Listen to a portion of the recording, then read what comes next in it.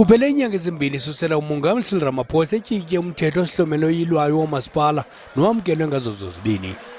Ngokwalo mthetho oyilwayo, izikhundla ezifana nesikasihlalo, usekela-sihlalo, unobhala, usekela-nobhala nonongxowa kulo naliphi iqela lezopolitiko kuzwelonke, iphondo nakwingingqi akuvumelekanga ukuba abe ligosa lakwamasipala.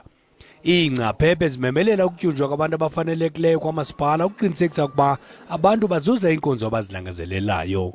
We certainly need officials in municipalities to be focusing on their jobs and rather than furthering the political objectives of their party or using their positions to benefit private interests, to influence recruitment in the municipality. Ukanti kubantu abanjengoNdumiso Mukako libambela mphathi kumasipala iPix likaseme eMpumalanga nokwalilungu lesigaba sephondo kwi-ANC, lo mthetho udlela indlala amalungelo ezopolitiko abantu.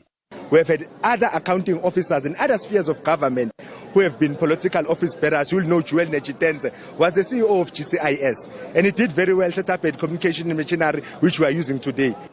Omnye umhlathi kulo mthetho ngokuba oomasipala bagcine iinkcukacha zamanyathelo oluleko abasebenzi abagxothiweyo ngokungaziphathi kakuhle. Ezo nkcukacha zidluliselwe abaphathiswa bamaphondo, bona bazidlulisele kumphathiswa kazwelonke azigcine zidluliswe kwabanye oomasipala.